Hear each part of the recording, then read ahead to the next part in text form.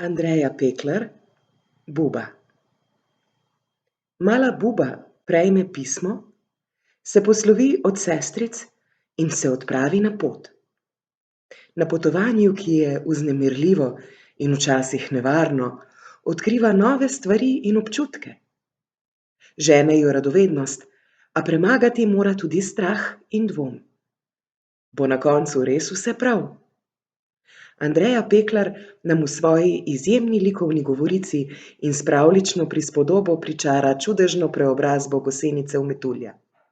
Bubino popotovanje je hkrati tudi zgodba o odraščanju slehernega živega bitja.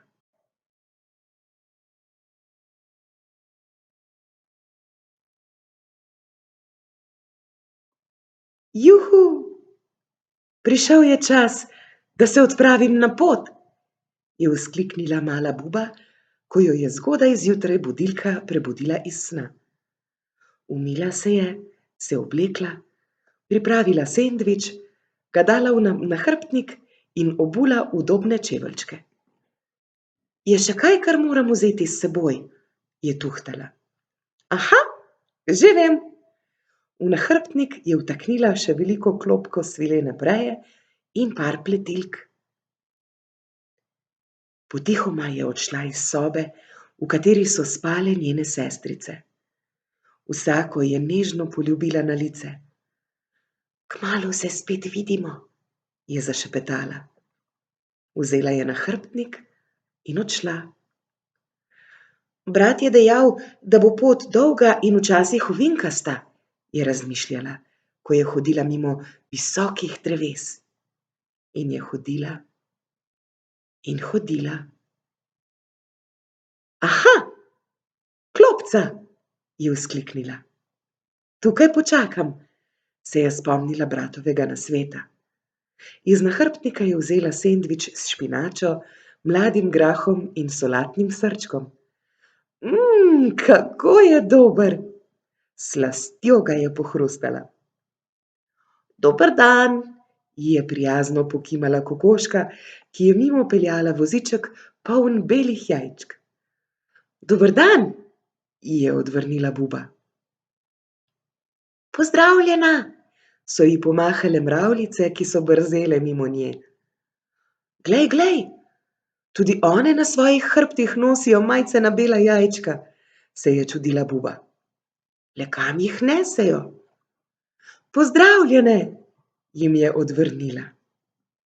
Nenadoma se je zemlja stresla. Comp, comp, comp, so se bližali koraki. Buba se je prestrašila in se hitro skrila pod klopco. Na dolgih nogah je prikorakala velika bela ptica. Comp, comp, je naredila še 2 koraka in pobrskala po zemlji. Comp, comp, se je čisto približala Bubi. A je ni opazila. Comp, comp, comp. Koraki so se počasi oddaljevali, dokler ni bila velika ptica samo še majhna bela pika na obzorju. Tole je šlo pa za las, si je oddahnila Buba in sedla nazaj na klopco. Počasi se je zvečerilo in svetov blisk je razparal nebo. Zagrmelo je. Usule so se debele dežne kaplje. Buba se je skrila pod list in se stisnila k steblu. Veter je vrtinčil dežne kaplje, da je bila že čisto mokra. Včasih te bo tudi strah, a ne skrbi. Na koncu bo vse tako, kot je prav, se je spomnila bratovih besed in hrabro počakala, da je nevihta minila. Vrnila se je na klopco in čakala. Postalo ji je dolgčas. Iz nahrbtnika je vzela pletilki in klobko svilene preje ter pričela plesti. In je pletla.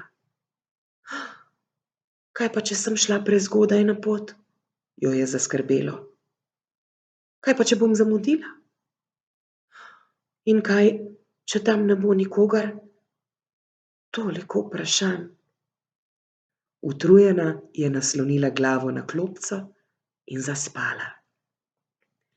Tudu, tudu, tudu.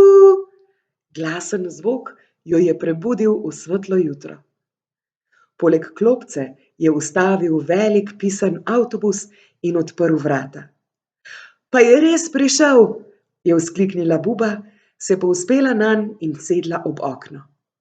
Avtobus je odpeljal. In je peljal in peljal, malo naravnost, malo po ovinkih. Pripeljal je na velik pomladni travnik. Ustavil je, tudu, tudu, je zatrobil, odprl vrata in iz njega so poleteli pisani metulji. Kako lepo je leteti, je vzkliknila Buba. Kot sem ti obljubil, je odvrnil brat. In kako se čisto zares razvije metulj?